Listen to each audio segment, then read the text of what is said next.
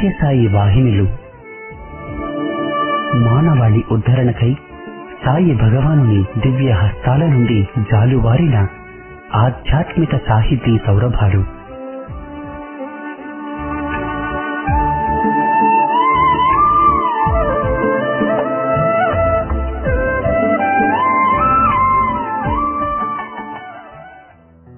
ఓం శ్రీ సాయిరాం.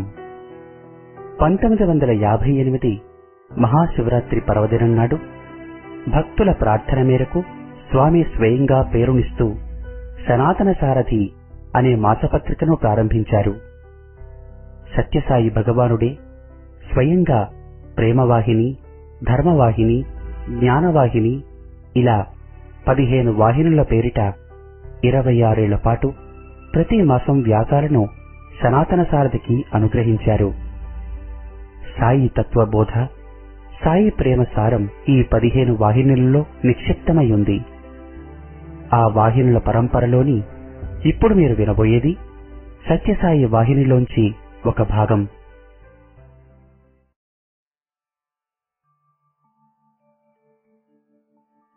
స్థాయి స్థితి.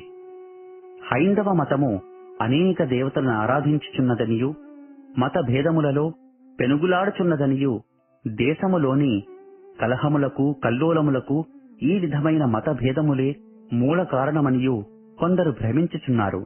ఇది సత్యము కాదు. వివేక శూన్యులాడు విలాసవచనములు.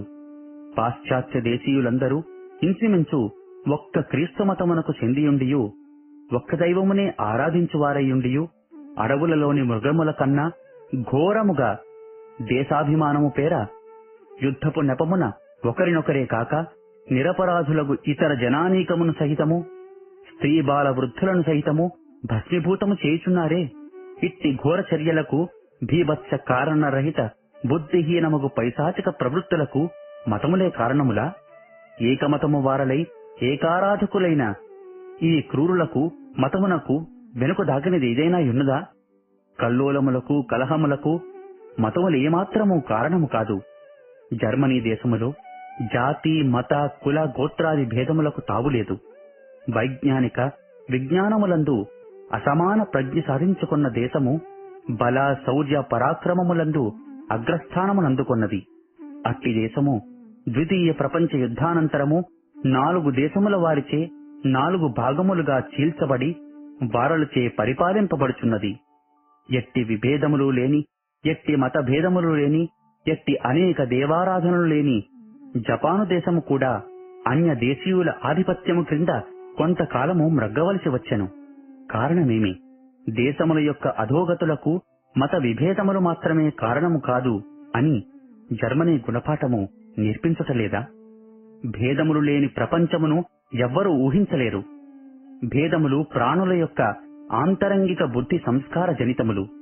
ఒక్కొక్క జన్మము ఒక్కొక్క బుద్ధి సంస్కారపు బాహ్య స్వరూపము. సృష్టిలోనున్న జడములు అజడములు అన్నియు బుద్ధి వేదముల యొక్క పరిణామ కారణము. చిలుక చూపు ఒక విధముగా ఉండును, కాకి చూపు మరొక విధముగా ఉండును.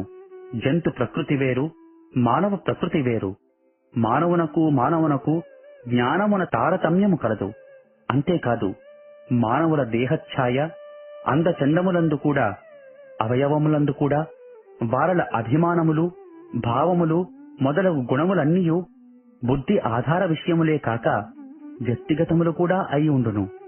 అంతవరకు మనము పోనక్కర్లేదు. ఒకే గర్భమున పుట్టిన కవల పిల్లలు సహితము ఒక్క పోలికనుండరు, ఒకే గుణములతోనుండరు. దీనికి కారణమేమి? బుద్ధి సంస్కారమే. కావున సృష్టిలో అభేదమును మానవ కోటియందు సర్వ సమానత్వమును ఏనాటికి చూడలేరు, సాధ్యము కాదు. చూడవలెనన్నది ఊహాగానమే, గగనకుసుమమే. మృగము తాను మృగమునను జ్ఞానముతో, పక్షి తాను పక్షినని జ్ఞానముతో, స్త్రీ తాను స్త్రీనను జ్ఞానముతోనూ, పురుషుడు తాను పురుషుడనను జ్ఞానముతోనూ వ్యవహరించుచున్నారు. నిద్రకు పూర్వమున్న జ్ఞానముతోనే జీవుడు నిద్రానంతరము కూడా తన పని మొదలెడును.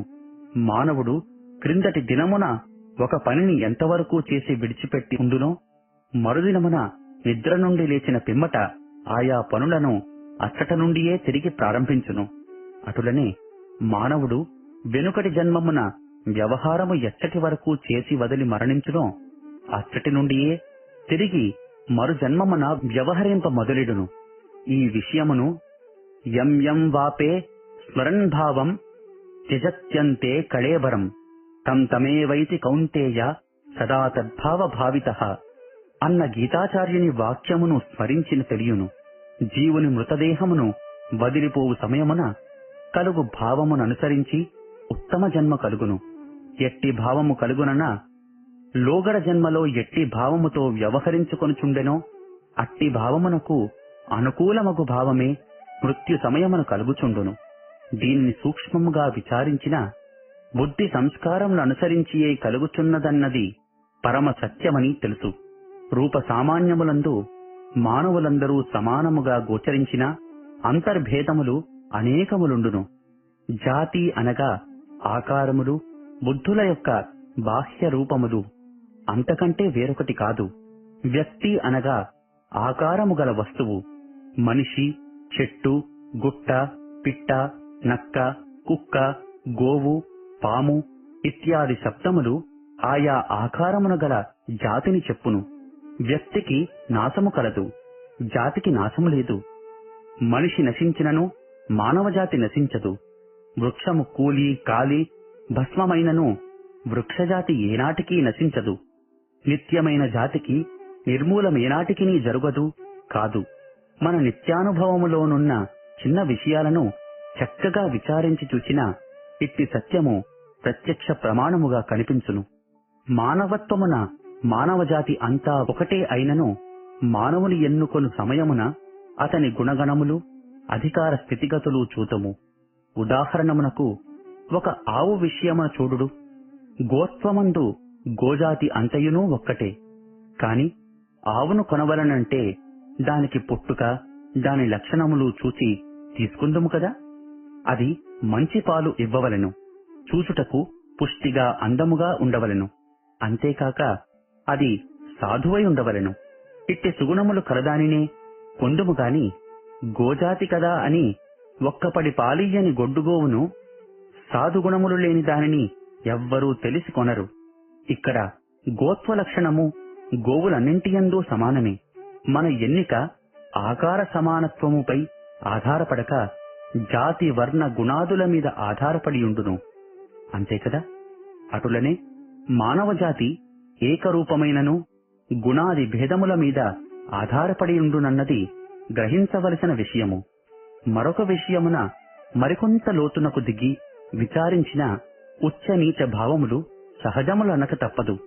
మలమూత్రములలో భేదమేమాత్రమూ లేకున్నను గోవుకు సంబంధించిన మలమూత్రములు మాత్రము పవిత్రములనియూ, ఇతర జాతికి సంబంధించిన మలమూత్రములు అపవిత్రములనియూ భావించుచుందురు.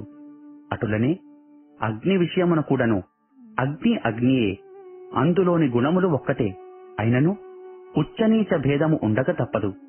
మన ఇంటిలో దీపమును వెలిగించుకుందుము, పొయ్యి మంట పెట్టుకుందుము, యజ్ఞయాగాదులలో హోమమునకై అగ్ని రగుల్చుకుందుము. అయితే ఇది పవిత్రమనియూ దైవ స్వరూపమనియూ తలంతుము, పూజింతుము, నమస్కరింతుము. అదే అగ్ని శ్మశానములో కళేబరమును కాల్చుతుండగా ఆ నిప్పుతో ఎట్టి సహాయమును ఆశించము, దానికి నమస్కరించము. ఆ అగ్నిలో రొట్టెలు కాల్చుకొనము, దీపము వెలిగించుకోము. కారణమేమి? అది అపవిత్రము అని మన భావము. అటులనే మానవుడు కూడాను రూపములందు అందరూ ఒక్కటే అయినను దేహాది ఉపాధులను అనుసరించి, గుణ ప్రవర్తనలను అనుసరించి ఇతడు శ్రేష్ఠుడనియూ ఇతడు అశ్రేష్ఠుడనియూ చెప్పక తప్పదు. విద్యుత్ ప్రవాహము ఒక్కటే అయినను బల్బుల తారతమ్యములను అనుసరించి వాటి ప్రకాశములందు ఉచ్చ నీచ భేదములు మనము చూచుతూనే ఉన్నాము. పై విషయములు చక్కగా గుర్తించిన, విచారించిన ప్రపంచ వ్యవహారము నడుచుటకు భేదములు, ఉచ్చనీచ స్థాయిలు, వర్ణ జాతి మతములు మొదలగు తారతమ్యములు తప్పనిసరిగా ఉండియే తీరవలెను. లేకున్నా కాలచక్రము సక్రమముగా పనిచేయజాలదు. ఇది భగవత్ నిర్ణయము.